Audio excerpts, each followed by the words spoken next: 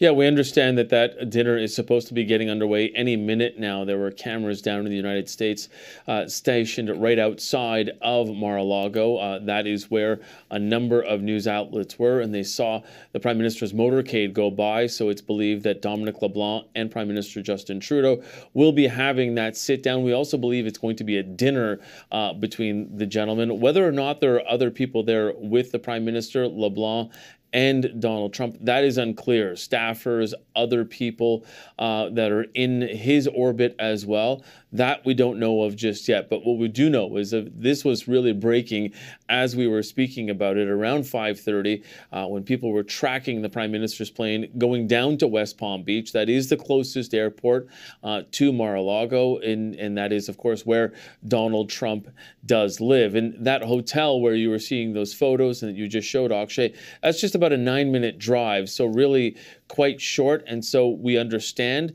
that both LeBlanc and Trudeau will have dinner, have a meeting with him. They're supposed to overnight in Florida, and we understand that they're coming back to Canada, to Ottawa tomorrow. So very important meeting, and also very important that they got this meeting. When you consider, as you had mentioned, it was just Monday, and I know it feels like it was a month ago, but this is what we are in now, and in this world that so many things can happen in just the course of 5 days. It was on Monday that Trump went on Truth Social and said that he was going to impose 25% tariffs on both Canada and Mexico, all of their goods going into the United States, unless they started to take seriously and clean up the mess at the border, what he called the illegal flow of both migrants and drugs going into the United States. Now, of course, Canada had a conversation, Prime Minister Trudeau did, with President Trump on Monday evening as well, trying to really have a conversation about what exactly this was going to be about, try to reassure him with some facts. You can expect that those conversations continuing at that meeting, and especially since you consider on Wednesday, the Prime Minister did have that meeting with the premiers focusing on border security and coming to some sort of consensus on a path forward. Indeed, and also the fact, Mike, we did not have this meeting on the Prime Minister's itinerary. There was no information coming in from the U.S. as well that there will be a dinner of this sorts. And what's important is this is a crucial weekend. It's the Thanksgiving weekend in America, and we have Trudeau and Trump meeting. So talking about this impromptu meeting also goes to show that Trump realizes, I mean, no matter what he has said about the tariffs and the relations and some of the people he is going to appoint, it also goes to show they still realize that how important and crucial this relationship really is between Canada and US. This is, after all, the first G7 leader, too, that Trump is meeting before he comes into the office.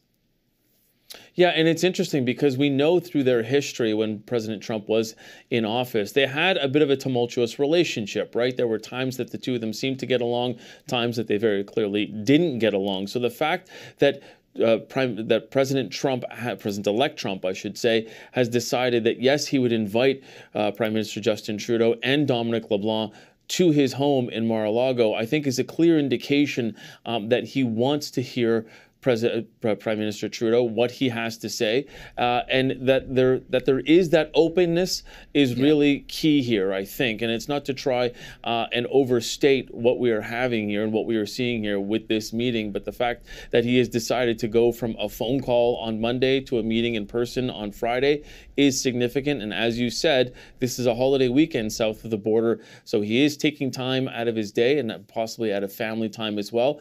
We understand from American news outlets that President Trump, President-elect Trump, was on the golf course all day and then made his way back to Mar-a-Lago, which was notable to many of these outlets because that likely isn't something that happens very much if he was at the golf course all day. So I think everybody will be all ears to figure out how that meeting went. We know that President Trump, President-elect Trump, had a meeting with the Mexican president over the phone, Claudia Sheinbaum, and they had differing outcomes and differing interpretations of that conversation. Trump had said that Sheinbaum had decided that, yes, she was going to close down the border between Mexico and the United States. Sheinbaum had a conversation afterwards with media in Mexico saying, I did not agree to that at all. I just said that we would tackle this problem together. So I think a lot of people, Akshay, are going to be really looking at the social media posts after this, especially, and the official readouts to see exactly how the two men come out of this meeting and their interpretation of this meeting. That will be key. Absolutely. Okay, we'll leave it at that for the moment. CTV's Mike Couteur in Ottawa. Mike, thank you for all of this. Appreciate it. Thanks, Akshay.